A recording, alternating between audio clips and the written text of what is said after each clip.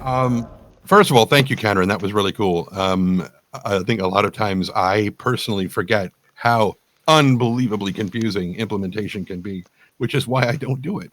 I just do things where I have to talk, which is what I do all the time anyway.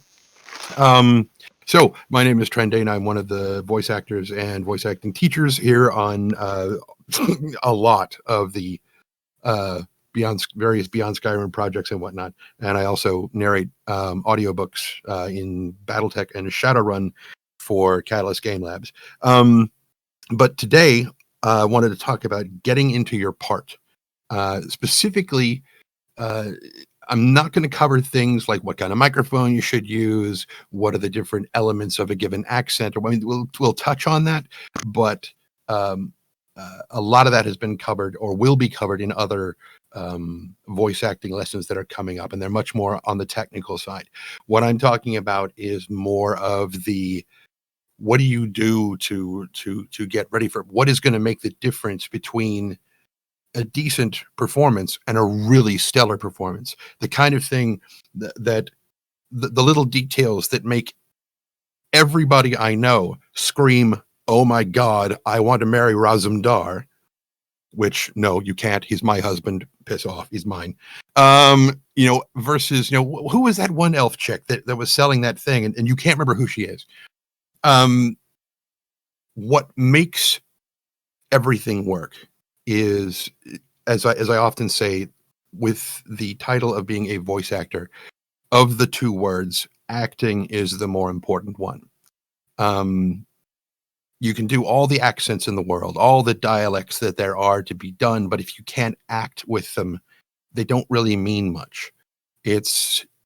You're not going to communicate the spirit of the character, and that's more or less what we're here to talk about today. You've been to the Cloud District, yes. Oh, anyway, I have a couple of examples that I think will probably help a lot of people. And one of the other things that I wanted to point out first is that and I think this is true for across all disciplines in game development, but I get this a lot. People will come to me and they'll send me a direct message or a private message saying, "Hey, I wanted to ask about this." Please, whether it's voice acting or implementation or writing or whatever, talk about it in open channel. That way, any question that you might have, somebody else might have it as well, but not be comfortable asking it. And so, or your question being brought up in an open forum might trigger not trigger, that's a bad word. It's a bad choice of words. Might inspire someone else to ask a question that kind of is a follow-on question to that they've been wanting to ask but haven't known how to. So if you've got the opportunity, please make sure that you ask the questions in public so that everybody can learn from your given examples. That's not just for voice acting, that's for everything. Now, a lot of times there is a difference between reciting the lines that are on the page, just repeating the words. It's very mechanical. There's not a lot of soul to it. And performing the words that are on the page, acting the character, getting into the character and letting them basically live inside. What? Okay. So, now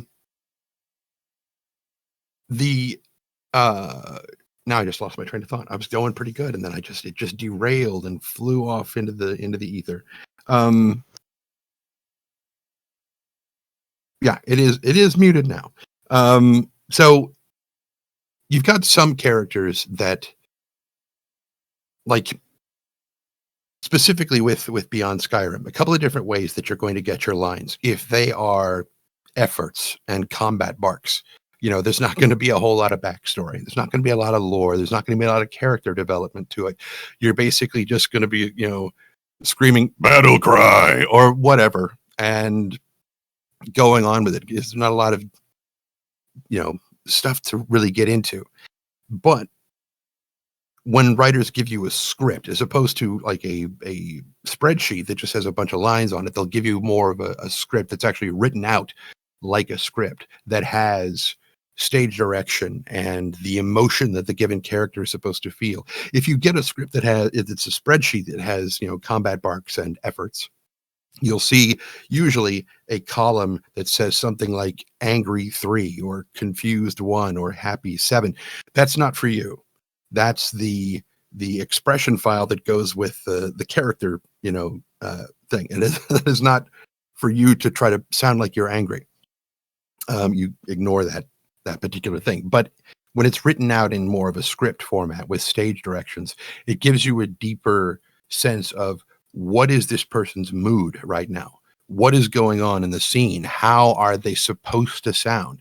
And if you don't have those, you can kind of infer from what the lines are and what you're supposed to be saying. But a lot of times, if you don't get that, reach out to the writers if you can and ask them, so what's this person's the stereotypical, what's my motivation? There is some truth to it. If you're going to give a really good performance, you need to know what the character's feeling. I mean, it's entirely possible that you've got a character who has just been having a really terrible day. And, as if you're a player and you follow them around, you can hear them complaining about how, sales at the shop haven't been good enough, or one of the guards is picking on them all the time. Little tidbits that give you an idea of what this character's mood and their portrayal needs to be like. And if you can extrapolate from that, if there are not specific stage directions and character histories for you to draw on, pick something that makes sense given what's going on. And if it's not right, then somebody will almost certainly come back to you and say, oh, no, this isn't what we wanted. We actually wanted something like this. But it is important to, as we often say, make bold choices. And, don't just sit there and go, stop thief, you're going to jail. Give it some oomph, some gravitas. And, or if it's a sad line, something that is in a novel that I'm going to be narrating here pretty soon, one of the characters is eating breakfast. And the author went through and described that, it's the yolks in the egg are very runny and the toast is very crisp and very crunchy. And I'm trying to think, how am I going to communicate that? I am going to make toast and I am going to eat it while I'm recording the lines. And there's a point where he sips coffee. Have, props there to help you, because sometimes it really does help sell the thing. Now, we don't have people sitting at I almost said the lazy turnip. That's a completely different game. At the Gerald View in Bruma, but we don't have them eating, like a turkey leg or something while they're on the microphone. But it is something to consider, that if you've got a character who in the scene that you have been handed is eating, at least kind of sound like you're eating, or you're wiping your mouth with a napkin or something. These are little bitty details that really sell the part later on. Let's see some examples that I had written up here. If you go to the movie The Matrix and Joe Pantoliano, the guy who played Cypher, the scene where after he shares a drink with Neo and Neo goes to bed, and then we see Cypher in The Matrix. By the way, spoilers. And if you haven't seen it yet, A, you're probably not old enough to be in this chat. B, it's too late. You've had many opportunities to watch it. But he goes into the Matrix and he's sitting there talking to Agent Smith, and he's cutting that big piece of steak off the thing. And if you watch really closely, the piece that he cuts is like rare. And the piece that he sticks in his mouth when the camera cuts back to him, clearly almost medium. Anyway, continuity stuff. But if you listen to the way that he talks, you can hear this sense of ambition in his voice. This is what I want. I want to be somebody important, like an actor. And you can feel that need, that hunger in his voice, which is also fitting since he's sitting there at a table eating a very nice steak. But then you go to the scene later on when he is leaning over Trinity and he's talking to her and he's like, for a long time, I thought I was in love with you. And that pause is part of what makes that thing work. Because some people might say, for a long time, I thought I was in love with you. And it doesn't sound as desperate, but also as resigned, because he knows at that point that he's made a deal with the machines. He's not going to get Trinity. He's been in love with her for a long time, and he knows now that once he gets what he wants, she's not part of it. So he has surrendered to this idea that that's it. He can't have her, no matter how badly he wanted. So that pause makes that line work. I thought I was in love with you. If that pause wasn't there, it was huge. And then as he progresses through that monologue, you hear the frustration in his voice when he starts talking about Morpheus. And you can feel the shift in the character's mentality of, everything he wanted.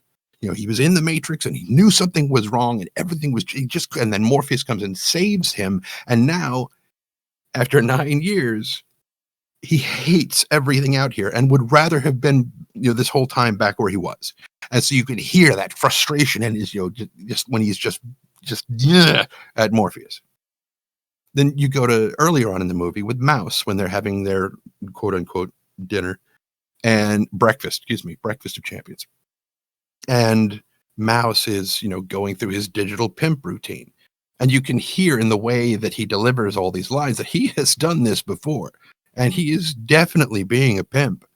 And just the almost, this is an unfortunately specific descriptor, the slickness with which he describes, the woman in red and the fact that he can arrange for a much more intimate milieu. It's like, that's kind of gross, but it's very primal.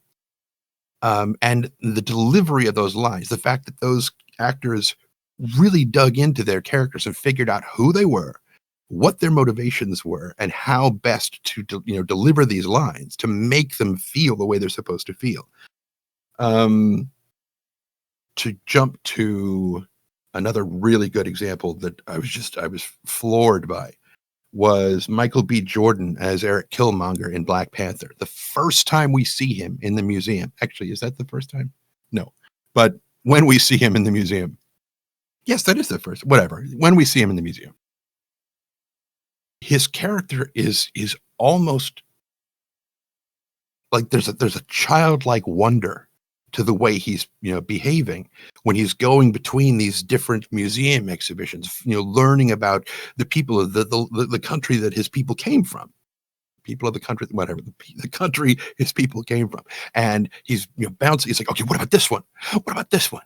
What about this one? And then slowly it becomes more sinister. You can feel the twisting of it as the museum lady is drinking her coffee, and he's like, and you don't even pay attention to what you put in your body. And suddenly he's a very different person. In that one scene, he goes from this person who is just hungry for knowledge of where they came from to this sadistic, vindictive kind of, okay, guess what, sort of thing. Absolutely brilliant performance. I love him in that. I love everything he's done. But to then go to Winston Duke, who played M'Baku, later on when the Queen, played by Angelica Houston, absolutely ravishing woman. Ugh, that whole cast is just beautiful. But anyway, that has nothing to do with voice acting. But they go to him to ask him for help. And Agent Bilbo, Martin Freeman's character, whose name I've suddenly forgotten, he says something, and M'Baku basically tells him, if you speak again, I will feed you to my children. And he is deadly serious. And then he starts laughing. He's like, kidding, we're vegetarian. And I laughed out loud in the theater because I was like, see, that is brilliant acting. It's something so subtle can be so hysterical that I forget myself and just crack up laughing in the theater, which I consider very rude. But it was, the whole cast just did beautiful, beautiful stuff. And then, so those are movies, obviously. Of course they are. But the other factor is that those are films. These actors have time to research and study their characters and learn how to do them. In something like Beyond Skyrim or any of our companion mods, you might be sent a script and be like, hey, can you get this done for us in like the next week or so? And that's about all you get. And so you've got to figure out on your own, what am I supposed to do with this character? If there's nothing there, do you have time to reach out to any of the writers? I mean, you can try, but they're busy people with lives as well. So you might not be able to come up with something. So I mean, what do? As I said before, you make bold choices. You extrapolate whatever you can. Try to figure out from the conversations that you're seeing in the script, what is the character's state of mind? How are they feeling right now? Are they frustrated? Are they happy? Are they bored? Are they sad? Are they confused? You know, what is the sort of thing? To go with one of the characters that I did in Beyond Skyrim, an orc that you run into in The Lazy Watchman, Doomrag. You go in there, and when you talk to him, I screwed up one of the lines, and it's still in there because I haven't bothered to fix it yet. But he basically says, "Yeah, maybe you could." Yeah, but that's not what the text of the thing was, and I didn't catch it, and nobody else did either. I eventually caught it, but I still haven't fixed it yet. So it's like you look at the line, or you hear him say it, and you're like, "Wait, what are you talking about? Who? You could? Who? What?" So at some point, I need to fix it. If you read the subtitles, it's clearly not what the character is saying. And of course, the subtitles are correct, and I just said the line wrong. But figure out, and I can't remember if it was Lucas or Jonah that did when you come through the Pale Pass gate and you get to that first inn, and you go in there, and there's that bard, and the line was he's or if you happen to find a bard who is divines please, hoping for something, and the way that he delivered divines please, there was this desperation of gods, just get me out of here somehow, some way, get me out of this just mire that I'm stuck in. And that section of the line, the divines please, is meant for the divines, not for you, the player. You overheard it, but it was clearly not meant for you. And that is another little nuance that is really important to nail in the delivery of such a line, because it expands the player's perception of what's going on. It's not just this NPC talking to you. They're clearly also talking to the divines, and you just happen to overhear part of that pleading from them, and it gives you more of a sense of what the character's going through, that he has been stuck here so long and apparently can't get out of here on his own, that he has to start praying to all the divines in one big batch, somebody please get me out of here. It's a great conversation, James. It was really good. The writers did a brilliant job, and it was very well voice acted. But like I said, we're talking, my previous examples have been films, and you're talking about something that has a production time of months, if not years, to finish. And so the actors have the time and the resources. They have, the screenwriters and the script writers and everything there to talk to. And we do too. But it can take a little bit longer to get a response, because the script writers on set, their job is to be there to answer questions about the script. For this, as previously stated, I believe by Pat, this is a volunteer gig, and we've all got things that we're doing for our real lives and whatnot. We may not necessarily have time to be at anybody's beck and call to answer any questions they might have. So it's important to be able to try to extrapolate, try to figure out on your own, given the script that you've been given, to figure out what's going on. Now, with video games, which is pretty much what we're doing, there are several cinematics from World of Warcraft that fortunately I watched them about an hour and a half ago, and I'm glad, honestly, that the camera streaming isn't working, because you would probably still be able to see the tear stains on my shirt,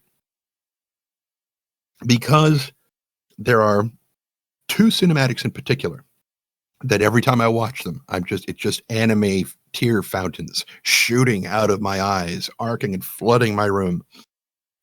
Because they're really well done, and they're both from the Battle for Azeroth cinematic set. And the first one is the conversation between Zakan and Sourfang when Sourfang is standing up on the parapets of Lordaeron, of Undercity, and he's taking his armor off, and the entire Alliance army is out there on the other side of the field, and he's just stripping off his armor and getting ready to basically go out there and commit suicide because his son has died. Everybody that he really knows and respects, they've all had their warrior's death, and he has been continually denied it over and over and over again. And for him, there is nothing left but throwing himself against the enemy and hoping that they kill him honorably.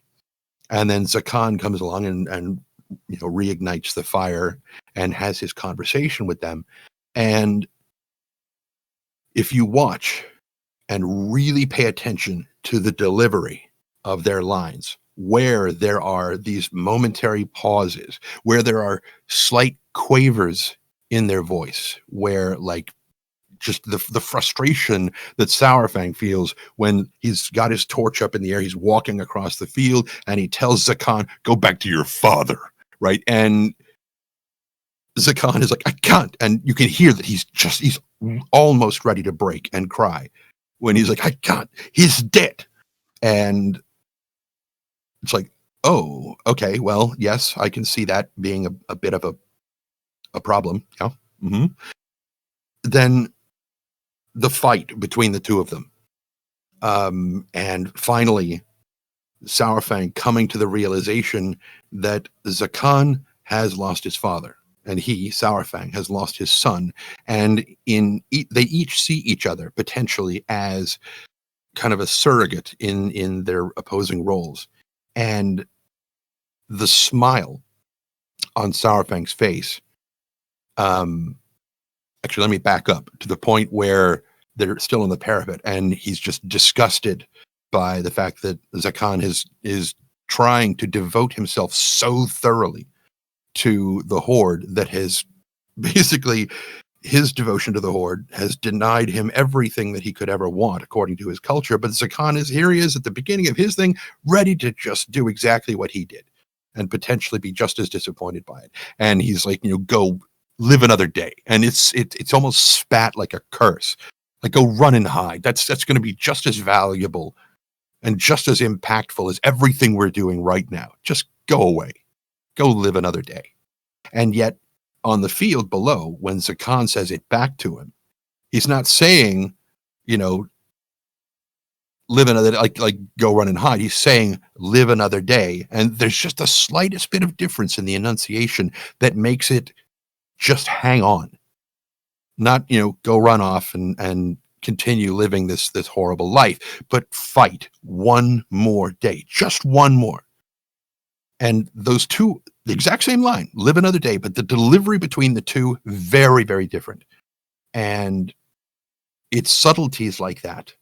And then, as I was about to say, Sourfang's, the moment where he kind of smiles and looks down at Zakan in a fatherly kind of way, and is like, without armor.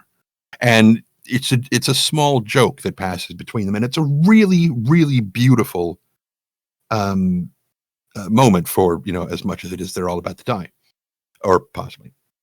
And then the next one after that, that really gets me is, after that cinematic, you go back to Stormwind, and Anduin and Gen Greymane are standing there looking down at the docks where all the bodies are laid out, ready to be taken for burial. And Gen steps up behind him, and he's like, "That's the last of the soldiers." And it's not just that's the last of the soldiers. There's a very small right after that, like, yep, yep, that's the last of the soldiers. They'll be calling up farmers next. And for him, the delivery is very matter of fact. This is just the way things are. He has been a military leader for longer than Anduin has been alive. For him, this is normal. But Anduin looking down on the bodies of his people, this is crushing. And he's like, I thought we were fighting for peace, but we're just fighting. And there's that pause again. We were just fighting. And it's like he doesn't want to say it because that'll make it all the more real. And so you've got these two different things, a warrior and a priest who has been basically forced into the role of king and soldier. And the two of them have very different outlooks on things. They're both moving towards the same point, but the deliveries of the lines are crucial to be able to make these characters feel so very different. Then the third one is when Anduin goes down into the dungeons to talk to Saurfang and is like, why didn't you kill me? That one really messes me up. I mean, I am always in tears multiple times throughout that very short cinematic. I wind up crying several times. Because Anduin is, I mean, there's a desperation of wanting to know why. There has to be something more to why Saurfang didn't kill him. Because he could have literally, as Anduin says, he could have ended the war right then and there, but he didn't. Why? And Saurfang doesn't really answer him. And he's like, he gets in his face, punches the wall, says, I want my horde back. And he goes and leans on the table, and Anduin doesn't let him get away with it. He says, Saurfang, why didn't you kill me? And instead of letting him just get off with, screaming in his face, he makes Saurfang answer him. And then we see this moment of this deep vulnerability. And not only watch his face, because they probably did facial capture on the actors as well, which is another thing we don't have. I mean, as voice actors, we don't really get to use our physicality. So we have to make up for it all with our voices. So, but you can see just this resignation of him as he just exhales and is just like, I hoped. And there's this big long pause before he's like, you would stop her. And that pause is like, he doesn't want to say it because it's going to make it real, and he feels like he's betraying the horde. So just like Anduin before saying we're just fighting, now he's admitting that he was hoping that somebody else would kill Sylvanas because he doesn't think he can do it. And these moments, these elements of character, these different facets, these sparks of just deep character portrayal are crucial. And so you go back, and I definitely encourage you guys to do this, not just with video games, but with movies and everything as well, especially the ones that you really, really like, that you were like, man, he did such a great job as that character. Go back and watch it, and don't just watch it to entertain yourself with the movie. Go back to analyze their performance. What was the texture of the tone they were using? Where were there dramatic pauses that worked, that didn't? Were there different ways that you could get into it? And then take things like what we often have people do in the voice acting channel is we're like, pick something like either a scene from this game or from a book or something else and perform it. If you want to, people come in and like, so what do I do? What do I pick for performance? Anything. Pick something that you really like, some piece of something that really moves you. Maybe not necessarily something you've seen performed before, because you don't want to mimic what someone else has done. That's mimicry, not really acting. But find something that, a piece of writing that really hits you, in your heart of hearts, and that, you think that it would be really cool to see a character portray this. Poetry works very well. We were talking about elven poetry before. And, find something that moves you, and then use that, record it, and then listen back to it, and then listen again and again and again, listen to it over and over and over again until you are absolutely sick of hearing your own voice. Because once you've pushed past that, oh yeah, I really like this part, then you'll start hearing places where you're like, well, maybe that didn't work so well. And that's there is a boundary where you start just tanking your own work because of imposter syndrome, which, oh my God, do I get hit by that all the time? But it's not a one and done thing. You need to refine your work. It's a crucible. You need to burn away, all the stuff that doesn't work until you're left with something that's really, really good. That's one of the reasons why when you're recording stuff, it's like, oh, give me 3 takes of this, give me low, medium, and high. And so you deliver the same line like 3 different ways, and you'll hear in each one when you really learn how to listen to them, and then you'll learn to anticipate what's going to sound good and what won't. Then that's part of making bold choices. Just finish your sentence, Trend. Stop with the thing. Anyway, you will learn eventually how to anticipate. Oh, okay, this guy is an Altmer. He's got this kind of voice, probably has this kind of texture. And then as you're reading through the thing, you're like, oh, wait a minute. At this point, he says that like there was an attack by somebody and his son was killed. And given the way the text is written, it's still clearly very raw for him. It's still it's something that talking about it is not easy for him. And so in that, you would have to have an Altmer who sounds like he's on the verge of breaking. He's just about to break down into tears, which, deliver the lines and try to deliver them different ways. If you're going to have this one line, try to deliver it in a happy voice, in a sad voice, in an angry voice, if it fits. I mean, obviously, ha ha ha, that's so funny, delivered in an angry voice, or depressed voice rather, might not necessarily make sense. But play around with things, because play is what we do most of the time. And, it's also how we learn a lot of times. It's by playing around with stuff. I think that's about as far as I could push that. If we want to use like the last 15 minutes for questions and answers, we can go with that.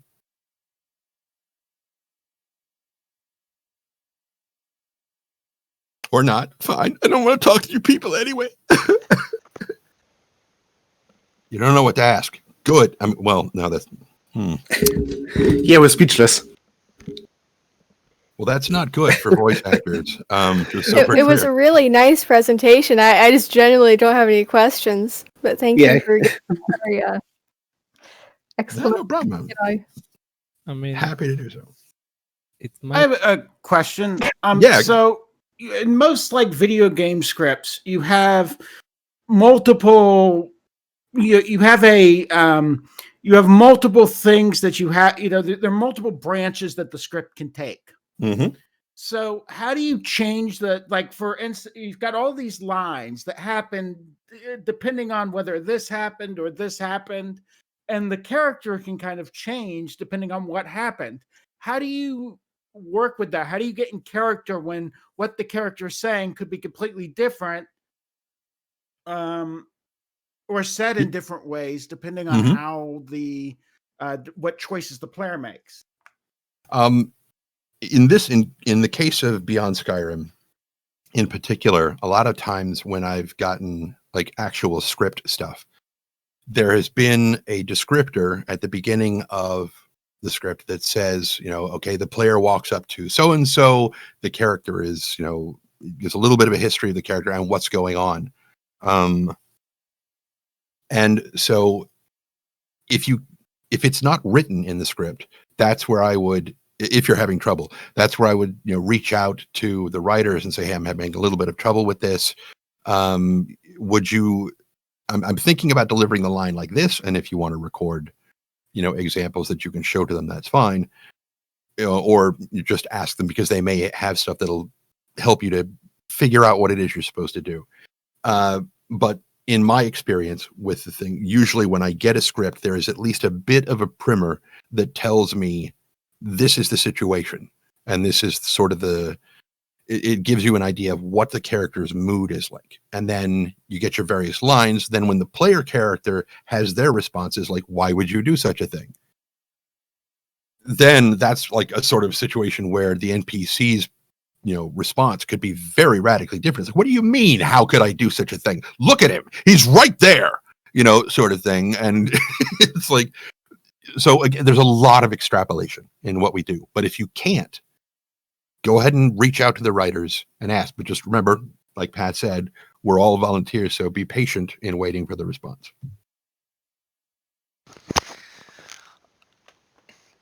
Yeah, I would say I would encourage as a writer to reach out, just because a lot of writers are attached to their work. For good or bad, that just means that they're usually more than happy to work with you on these things, just because they understand the character, and it's almost honoring that you want to do justice to it. Mm-hmm. From disapproving but here anyways, he said, how do we get into the headspace? I find myself laughing mid-sentence a lot whenever I try to. Back in the dim times before, Beyond Skyrim was released, Linton and I would sit down in a voice call and he would direct me, which is something that we don't have time to do anymore. But we would get, like when I mentioned earlier, battle cry, that became a joke between he and I, because in the spreadsheet that he had given me for all these combat barks, it just in asterisks said battle cry. And me, being the jokester that I am, just screamed battle cry into the thing rather than going brah or whatever, because we were recording the orc voices at that point. So it can be difficult. There are some times there have been it was the BattleTech game from Harebrained Schemes. When I was recording my lines for that, there were points where like one of the devs made a joke while I was in mid-sentence and he didn't remember that the mic was open so I could hear him.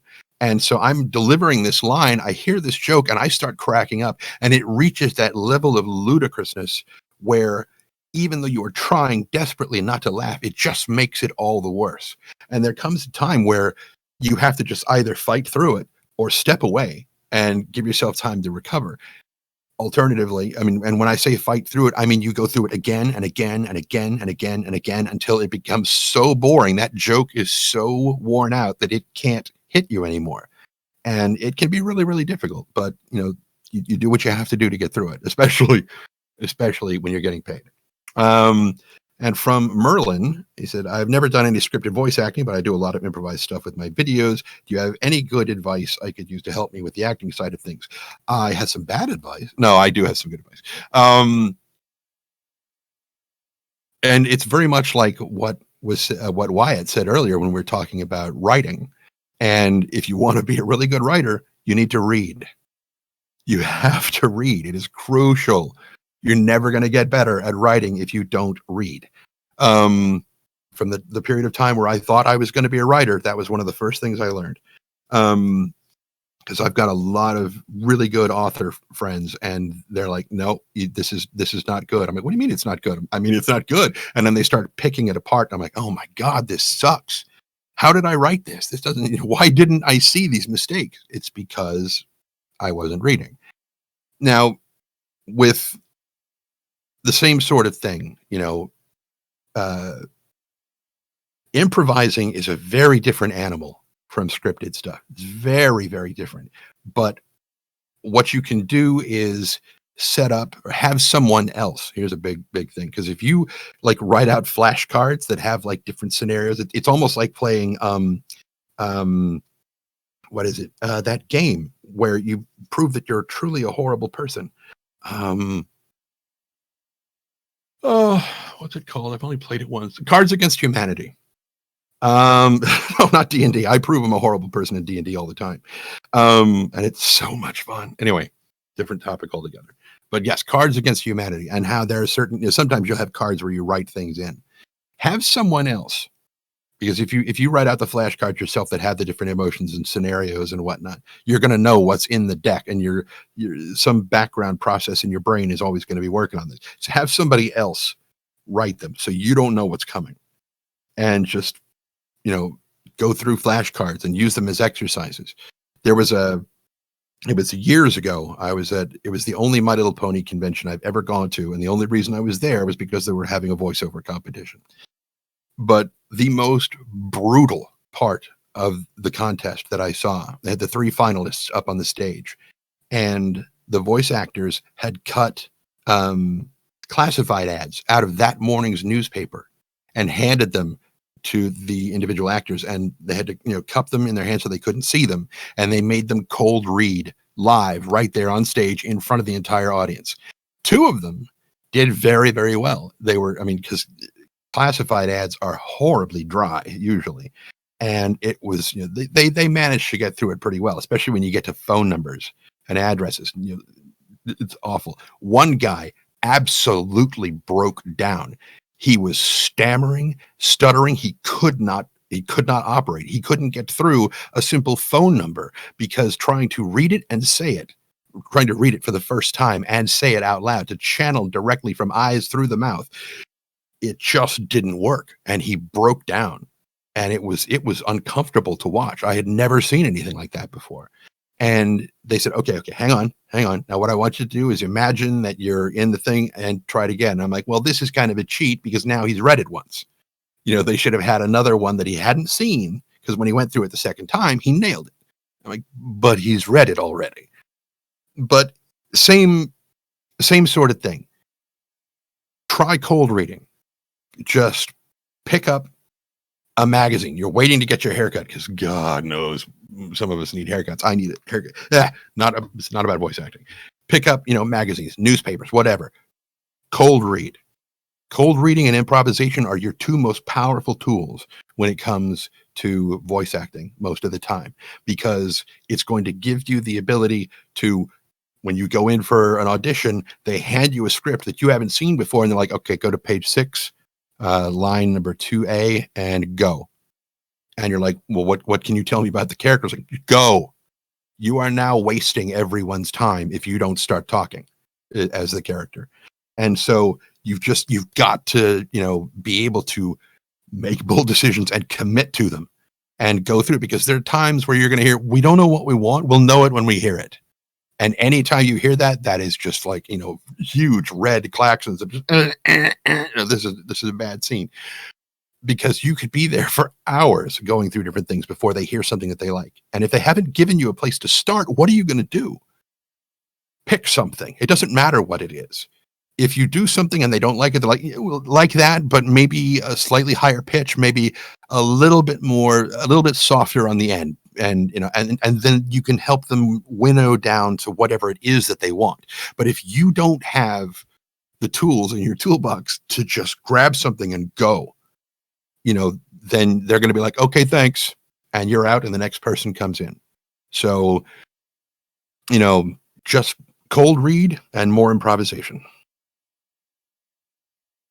Thank you. All right. Yeah. Anybody else?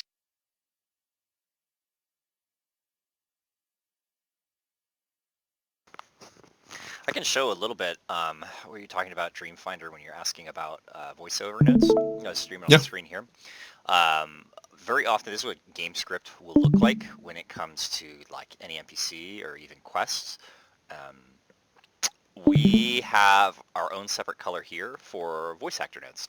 And this one is just for Cyrodiil, so we have it in orange here. But very often, this is just an NPC dog. We'll have a description of the character there. And then every single line, well, not every single line, but a lot of lines will have voice actor notes that will not only go when they're not only going to be there for when the voice actors are recording with producer or whoever, they'll also be there in the implementation notes. So the implementer will literally copy paste this into what you saw with Kandarin's dialogue. They would copy paste it like that, and then there's a point for the notes, and they put it in there like that for the orange stuff. So yeah, there are ways that more than just the voice actor will communicate your motivation, especially when it comes to like different branches and stuff like that. Can you go back to the top there where we were at with that first thing, with regard to the actor stuff? That line in particular, fearful, bewildered. I think this is a female. Yeah, it's an old. Oh, it's an old lady voice. Yeah, I'm great at those. I am wonderful at old lady voices.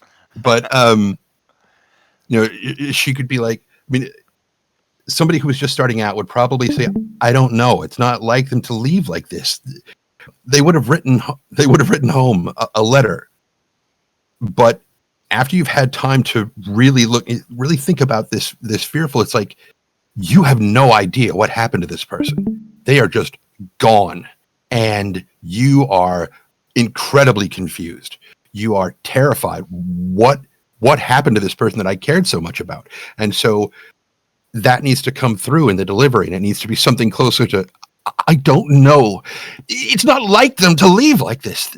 They would have written home a letter, just something, and you just, really lean into the thing, because more often than not, when you start out, you're going to kind of pull back on the reins and you're going to not emote the way that you should.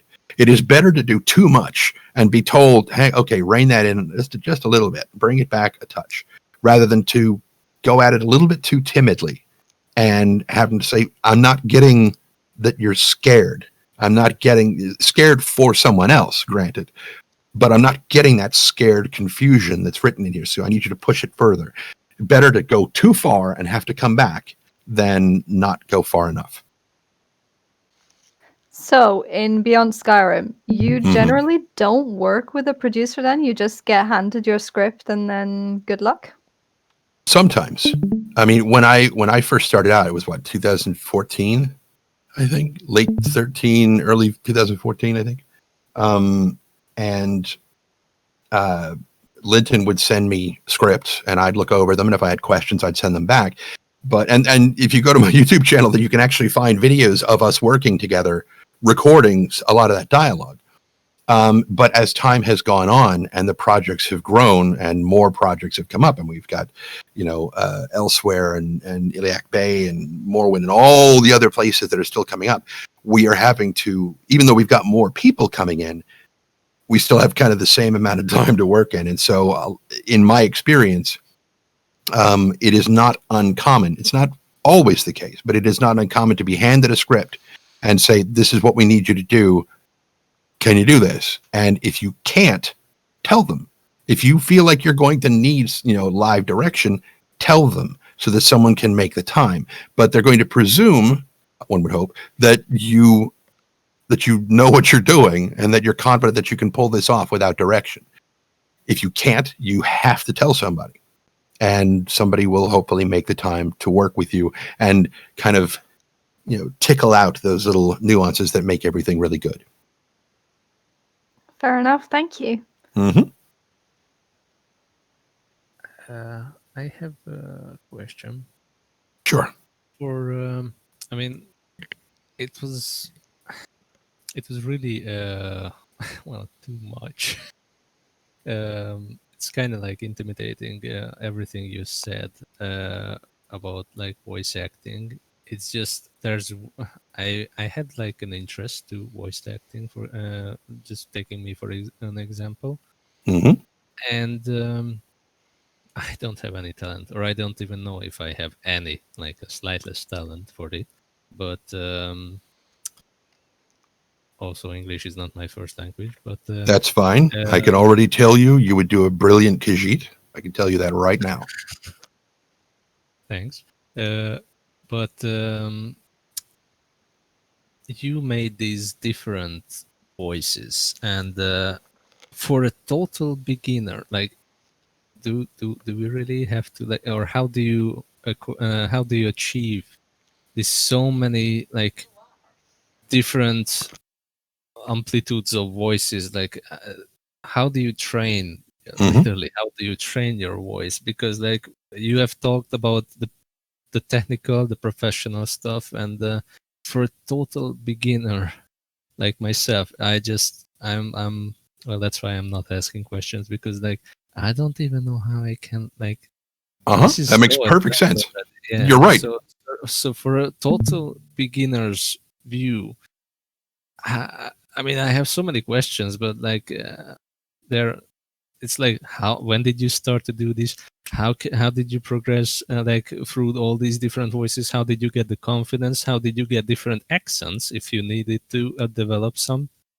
And I just now I'm I even feel more powerless to actually begin as an interest for voice acting. Obviously, I came here to learn how to 3D design and everything. But I was really interested in voice acting, or it would be really fun if I were to become inside the game sometime later in distant future, far away.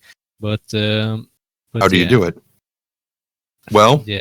So I can It's actually pretty simple. The answer is actually pretty simple. Where did I start? I've been doing this my entire life. As a kid, I was always making funny voices. I was always doing all this kind of stuff.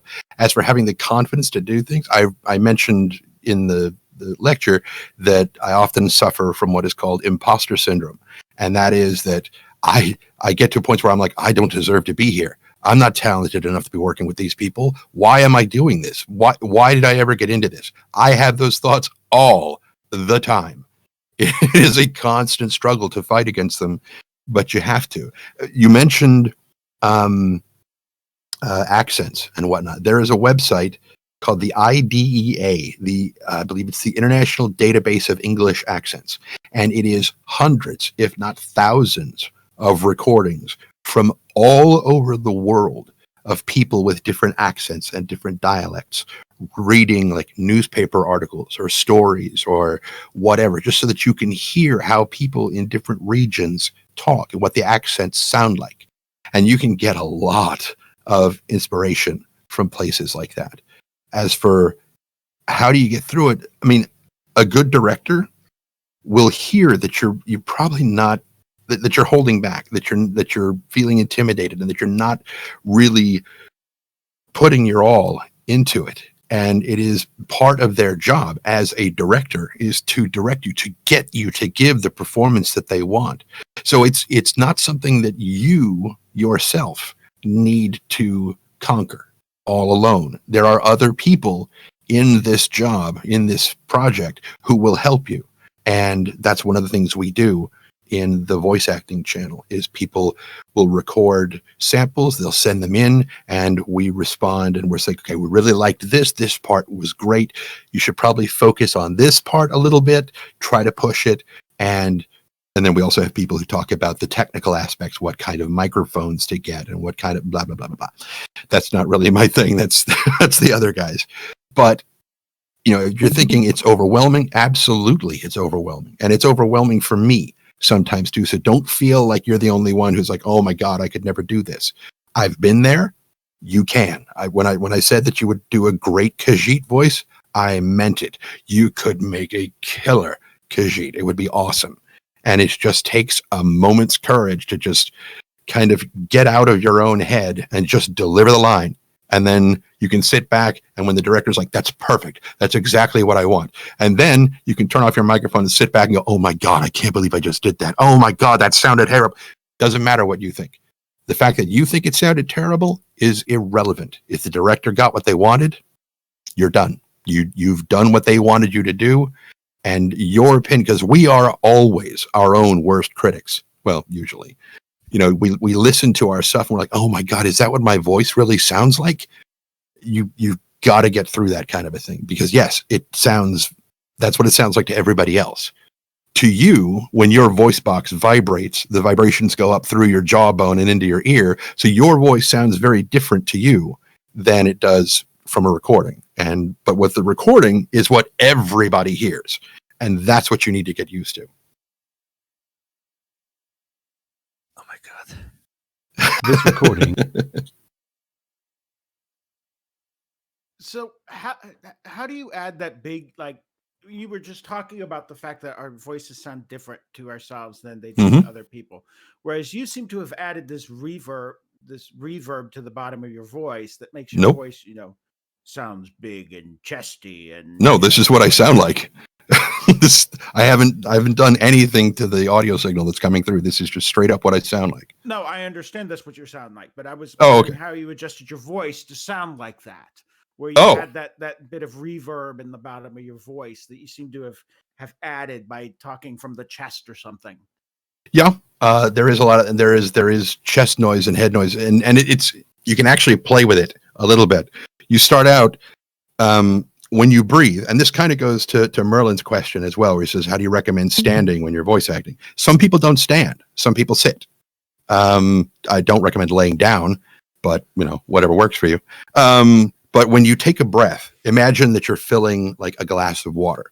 Instead of, you know, starting from the top of your rib cage, the you know, your chest expanding up there. Imagine like your gut expanding outward like a balloon, that you are filling the glass from the bottom up.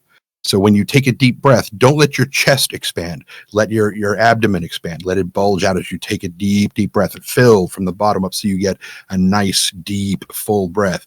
And as you're talking, and I'll do it right now. So as you're talking normally, slowly slide everything up into your nasal cavity so it becomes more nerdy and everything. And you just play with moving where the vibrations, where the sound is being channeled through. Is it being channeled more through your nose? Is it being channeled straight out through your mouth? Or are you dipping it down into your chest to make things more, you're using more of your chest as kind of a resonating chamber, like a guitar or something. And just play around with them, move them about, let them blow like a lava lamp, which I guess is a decent enough comparison.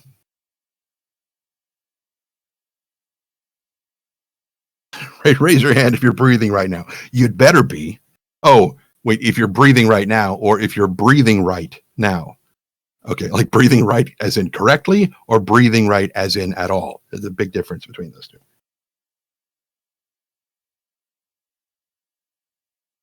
About getting started, what would you say are the fundamentals of voice acting and what to focus on first when starting?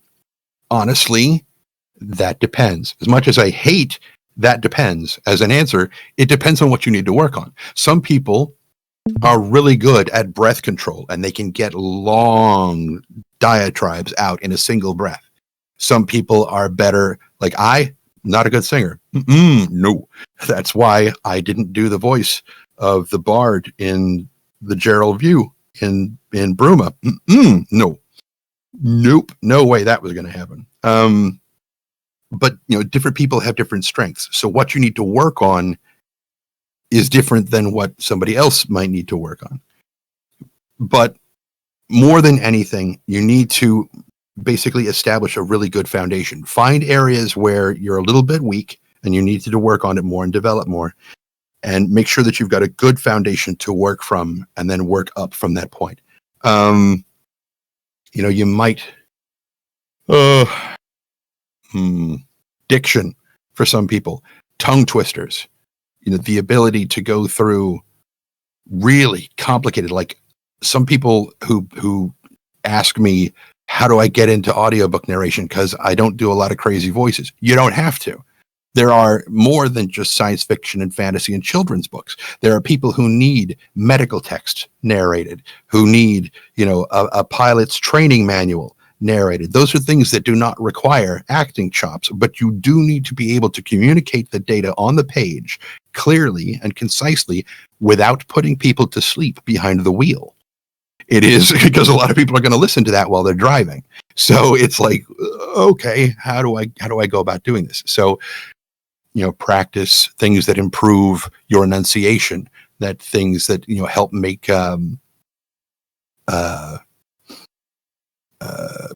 sometimes what a lot of people need to do is learn to slow down. When I first started out, I talked way too fast. And I had a lot of narrations that I recorded that I turned in, and the producers were like, this is great. Can you cut the speed by about 50%? Because it was really hard to keep up with you. And so I had to teach myself to slow down. Excuse me. What races do I tend to voice in either Elder Scrolls related projects? I do a lot of orcs, apparently. It's orcs and some Khajiit are pretty common, at least as far as the Elder Scrolls stuff. The when Harebrained Schemes, the video game company, came out with Shadowrun Hong Kong. This was in 2014, I think. It was right about the same time that I started on this. We were Skyped into a friend's computer who was at Harebrained Schemes offices in Seattle, and he was playing the game live from their studios, and we were doing the voiceover live because there's really no voice acting in the game. It's just that one narrator for various parts for the cinematics, and that's about it. And so we get to my first line, which is the line from an orc named Duncan Wu, who's a cop. And his very first line, I apologize in advance for the cussing, he says, "Well, don't you look like shit?" And that was the point that they decided, yes, we want him to do a voice in our next video game. And I was like, yeah, that's awesome. That's cool. And then when it came to doing stuff for Bruma, it just fell out that between doing, I did 3 generic voice sets, the generic guttural or male guttural, which is all the male orcs, male Khajiit mercurial, which is most of the male Khajiit, and then male even toned, which is basically just my normal speaking voice. But you just fiddle with it. And, you know, there are times where like Australian accent, New Zealand, no. I mentioned at the beginning that me doing something would be a violation of the Geneva Convention. That's the same thing. No Australian or New Zealand accents. I cannot do them justice. And it's just, okay, calm. Let's see. The struggle with talking normally. I know how that is. There was something, Emrys, you mentioned that you naturally talk quite fast. A friend of mine who's just starting to do a lot of narrations. He's from New York. He lives in Manhattan. And I was like, he is a really fast talker. He's really going to have to pay attention to that and slow down. Because even within a given project, you may have some characters who talk about this fast, and then you'll have other characters who talk much, much slower. And each one has their own particular flavor, and you need to be able to keep them different. And this brings to mind another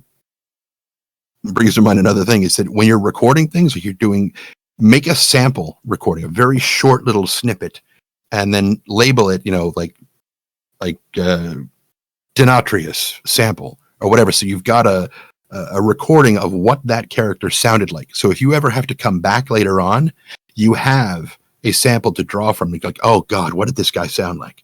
Oh no, I can't remember what voice I used for him. And this way you've got a directory on your thing that has the character and a sample of their voice, just so that it's very, very easy to get a reference. That's actually a really good idea. I suppose also when DMing, it's like, okay, I've got these 40 NPCs in this one town, and then you're doing other stuff with the group, and they get back to the town, and they're like, okay, I want to talk to this guy, and then stuff happens, and it's like, okay, what voice did I use for that guy? Uh-huh. Sorry, I'm jumping in, but here's a really, really good example. Is if you watch Critical Role, you will see them like go back to town and they start talking to a character that he hasn't done the voice for a minute, and you see him, even though he's behind Matt Mercer, is behind his DM screen, you can see him kind of shifting through his papers. He's got a list of all of the characters that he's done and their voice types and what kind of flavor they had to them. And so he'll look them up and say, okay, and he knows them well enough that if it says, slinky, feminine, whatever, he knows it's enough to spark that memory. It's like, okay, yeah, now I remember what they sounded like. But you'll see him shift through his papers really quick when they start talking about, I'm going to go talk to that guy we haven't talked to in a while. Sorry, I didn't mean to interrupt you like that. That's fine. Don't worry about it. It's just that if I speak normally, or if I speak a bit quicker than the normal, what happens is that usually my mouth is a bit quicker than my brain, which means I tend to add more words like what do you call them? Filler words, like and those two things like this. Yeah, exactly. Uh-huh. That is mostly just me trying to come up with the next word. Yeah, you're buffering while your brain catches up with you. Yeah, that's exactly what happens. Yes. That's part of what, see, there's one right there. It's part of what practicing with improvisation helps a lot with that. Okay, so it's mostly just improvisation practice. Yeah, a lot of everything. Oh, dear. Practice. Oh, dear. It's just like what Cheeky Preaky was talking about earlier. How do you do this? It's practice. A lot of it is practice. And you just have to muscle through it and treat it like play so that it's enjoyable. but you have to practice. I have another question if you have time. Go for it. How I'm the last one. We can go as long as we want, I guess. Maybe. Yeah. I guess that's up to Pat, but whatever. sorry. That's okay. Go ahead. How would you? Because I haven't started trying to do any of this yet, but I'm worried that I'm gonna spend all the however many hundreds on like sound equipment to actually try this, and then find out I'm quite shite at it. Is there anything you'd suggest for figuring out if this might be something that I could practically do? Yeah. When you're first starting out, you can record with your phone just as easily as you can record with anything else. I mean, for example, the microphone that you're using right now is not bad. It's a little bit tinny, but that can still work. You know, I mean, like we said, this is a volunteer project. You're not going to have people working in multi-$1,000 studios. And even if you just get something like a Blue Yeti is a fairly inexpensive microphone, and you find that it's really, really echoey because you don't have a lot of sound treatment in your room, and you're like, well, what do I do? It's very simple. You put the microphone on top of your bed and you build a pillow fort around it, and that will act as sound dampening, and you won't pick up all the sound reflections. And that's how a lot of voice actors, when they're on the road and they're in hotel rooms that don't have, you know, rock wool screwed to the walls and, you know, acoustic tiles everywhere, you just make a pillow fort on the bed and you can still do some work while you're, you know, on the road. There are ways around it. If you decide that you actually do want to, you know, make a go at something like that, you know, come hang out in the Voice Actors channel, and there are several of us there who can absolutely help you. Shinizoku is in the chat, and he's definitely one of our more technical. Okay, here are the microphones that you should use. It's like he's definitely one of our hardware guys. But just start somewhere. Pick something that you can use to record, that you can listen back to it. And when I first started, I was using a Natty, I think was the USB microphone that I had. It's like a $50 microphone and really cheap headphones. And I was using Audacity, which is a free audio record. No, I wasn't. I was using Windows Media Recorder. You know, and it was crappy stuff, but it was a stepping stone along the way. And it gave me enough to practice with to find out, can I actually do this? And more importantly, do I actually want to? Because those are two the ability is not the same as the will to do it. And if you don't have both, you're going to be in trouble. And so take it in steps. You'll get there.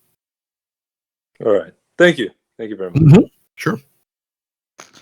Yeah, you guys can go as long as you want and ask questions. I'll be back in a few minutes, but audio's still recording. If you guys, for some reason, might finish when I'm gone, I'll just edit it out. Okay. I have a question for you, Trendane. How do you know if this voice match with this kind of character in the Elder Scrolls lore, like the Red Guard, Khajiit, Argonians, Imperials, Nords, etc.? Uh-huh. How do you feel the vibe, the voice? Uh-huh. We had Shinizoku, was it you that made the voice acting lesson? Yes, it was. Where we're talking about the Altmer speech patterns and whatnot, I believe. I don't know if that voiceover lesson has gone live yet or not, but that's part of what the writers, the lore masters that we have. Again, it's not this. You're not working in a vacuum, is what I mean. Is that there are plenty of other people in the project who you can go to, and you can say, I was kind of thinking, what is my native voice good for? What kind of accent is it close to? Yeah. And then from there, you can learn to branch out. But don't feel like you have to do this all by yourself. There are plenty of resources to call upon to find out what you could be good at. Okay. Thank you. Mm-hmm. Okay. No, that voiceover lesson has not gone live yet. Okay. Thank you.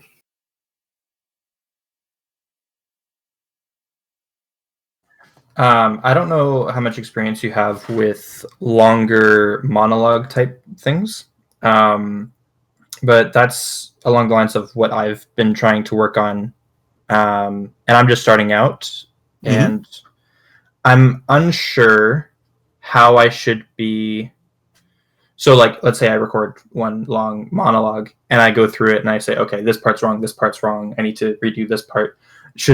Would you recommend I do individual parts over, or do the whole monologue over until I'm happy with it, for the level of consistency that I get if I'm doing it all in one take, or should I practice trying to just copy the tone that I was going for the first time around in smaller bits? Does that make sense? Yeah, that makes perfect sense, and it's right up there with doing audiobooks for a living. Because as opposed to something like video games where you've got a bunch of people doing all the voices, with an audiobook, you are the one doing all the voices. Usually, if you're doing an audio play, that's a different thing, where you've got multiple actors who are contributing. But if it's just a standard audiobook, it's just you. And you have to do the narrator, you have to do all the voices, you have to do, if you're going to do a bunch of various voices and whatnot. So the longer you talk, the more the tissues in your mouth dry out. You start getting clicky. You start getting, you can only record for like maybe 3 to 5 hours before your voice starts just going, and you need to stop and rest. And I typically, if I've got long chunks of basically narration to do, I don't try to do it all in one thing. I will record until I get to a good spot where I'm like, okay, I'm going to pause there, take a drink of water, and then I'll pick it back up. I'll back up and listen to what I had just recorded to make sure that as soon as I start talking again, it's in the same cadence, it's in the same tone and texture. But don't worry about doing it all in one big chunks. Fix it in post. There is so much, unless you're doing it live, and you can't. There isn't going to be a post. Just don't worry about trying to get it all perfect one time through. Thank you very much. That sounds good. I'll try that.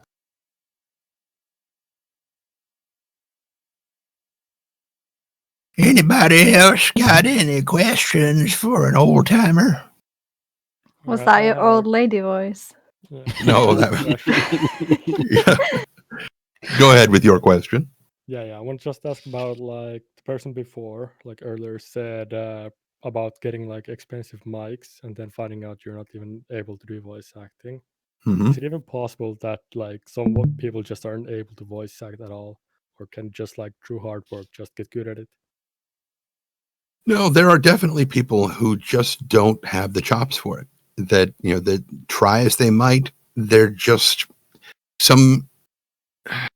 they just can't quite get how they're supposed to do this thing. Inside their head, they are emoting dramatically, but to the outside, they are speaking very kind of in a very drab sort of, not necessarily monotonous, not a monotone kind of way, but it's not as extreme as they seem to think it is. And there are some people that they're just not good actors. And the ability to take critique is huge, and it is directly opposed by the earlier mentioned imposter syndrome, because it's one thing to tell yourself, you suck, you're terrible at this, why are you doing this? And to have other people tell you, you suck, you're terrible at this. And if you get people telling you, you suck, you're terrible at this, those are not opinions that matter. People who you actually want to listen to are people who understand what constructive criticism is. There's a big difference between critique and just tearing somebody down. And if you are the kind of person who can write a review that can touch on points that you feel need improvement, but make them constructive, so that the person goes, okay, yeah, I get that. Okay, yes, I need to work on that. And it acts as a kind of inspiration for, here's something I need to work on. Okay, cool. I've got a mission now. And they can dive into it, as opposed to somebody going, man, your accents suck. You need to stop doing it. That isn't helping anybody. So there are people who, I have known a few, who have spent thousands of dollars on not necessarily a microphone, but spent $1,000 on a microphone and then installed, soundproofing in their room and, spent a license on really expensive software. And if you've got somebody who does not know how to play guitar and you give them a $5,000 guitar, it does not suddenly make them an incredible guitar player. And the same is true for voice acting. All the best gear in the world is not going to suddenly make you a great actor. But if you do happen to invest a bunch of money in the hardware needed to do this thing, and then you realize, oh man, this is not for me. I can't do this. This is not something I should be doing with my time. Find somebody who is, and then maybe not give them your gear, but try to sell it to them maybe at a discount and recoup some of your money. But if it comes to light that this just isn't for you, accept it and go, okay, so what can I do for this project? And find something else that you can work on if you want to, or move on to something else. But don't keep not literally beating a dead horse. That would be gross. But don't keep trying to push something that's not meant to be there. But generally, it's not you that decides that this is not something you're good at. It's somebody else who listens to your performance and says constructively, this may not be something that you want to deal with. All right, so it's even possible to, if you have a good mental about it, you're still able to get good at it, even if you're if you can. Yeah, because maybe it's not about doing accents and it's not about doing various dialects and whatnot, because some people, just their regular speaking voice is exactly what's needed for a given project. And all you need to be able to do is deliver that particular character convincingly. You do a great job at it. You don't have to worry about sounding like you're from a specific region of Russia. You can just talk in your normal voice and everything's cool. All right, thanks. Sure.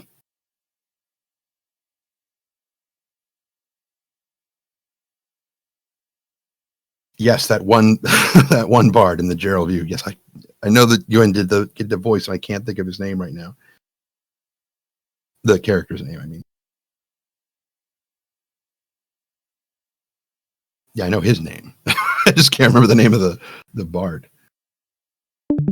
Renaud, yes, Renaud even toned. Oh my God. Linton was pushing and pushing and pushing for me to do that voice. And I was like, no, I do not sing. I'm a terrible singer. Do not ask me to. He's like, that's exactly the point. Renaud is a terrible singer. And I'm like, that means you need a good singer to do it. You are not, if you want somebody to sound like they are a terrible singer, get a good singer to do it, because they're the ones who are really going to make it sound bad. That's an interesting point. I didn't think about that. Mm-hmm.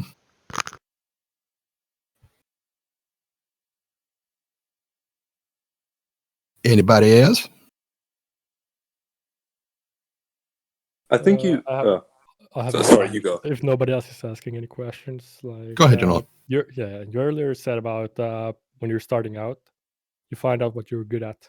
How would you go about doing that? How do you find out what your voice suits and how do you find your strength? Yeah, when I have told this story several times, not here, obviously. When I was growing up, my family and my friends always told me, oh my God, you're such a great actor. You do great voices. That is not really objective criticism, because they are friends and family. So of course it's like a kid bringing a smudged crayon drawing to their parents. Their parents are like, oh my God, this is amazing. You're kind of viewing it through rose-colored glasses in that respect. And if you were to take that to an art critic, they would be like, it looks like you drew this to be put up on a refrigerator. Well, she did. She's 3. So of course she did. But it was when I was working at a kids show in San Jose, and they needed a voice for a robotic piggy bank. And I was walking through the production trailer because I did continuity and slate, and I handled all the tapes. When we finished recording, I took them out to the vault for storage. And as I was passing by the director, she was talking to one of the guys who was one of the actors. She's like, come on, I know you can do this voice. Just get it. And I'm like, what are you trying to get him to do? She's like, I want him to do the robot from Lost in Space. I said, that's easy. You just go in there and just, Danger, Roy Orbison. And she's like, yes, that's the voice I want right there. He's like, good, have him do it. And he kind of ran off because he didn't want to do voice acting. And while we were in the booth recording the lines, she said, have you ever considered doing this for a living? And I was like, no, not really. She's like, you should. And I'm like, okay, when the director of a kid's show tells you you should be doing voice acting, that is objective criticism. You take that to heart. And then years later, when I was working at Electronic Arts, I think I was working on Brutal Legend at the time, and they were making Dead Space 2, and they were holding internal auditions to do what is called Placeholder Dialogue, where you go in and you record the dialogue so that they can, plug it into the game and make sure that it all works right and it's got the right feel. And then eventually they have the quote unquote real voice actors come in and dub over what you've done. And so, it's not like you get paid for it, but it's something to go on your demo reel. And while I was recording that stuff, I said, all I want is a copy for my reel and it's fine. And they're like, sure, no problem. So we finish recording. The producer and the director leave, and the audio engineer comes in to copy the files over onto my thumb drive that I brought with me.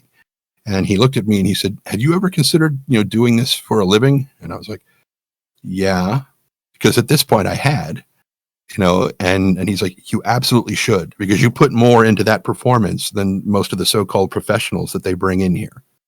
And I was like, okay, when the audio engineer tells you that you should do this for a living, that is objective criticism and you take it to heart. And so at that point, that was 2009, and we had a big round of layoffs and I got a big severance check. And I was like, I'm going to use this to buy my first real set of recording gear. And so they were like, all right, you're done. Bye. Thank you. Goodbye. And I left. And I took my money. I went back. I bought, my first set of recording gear and I started working at that point.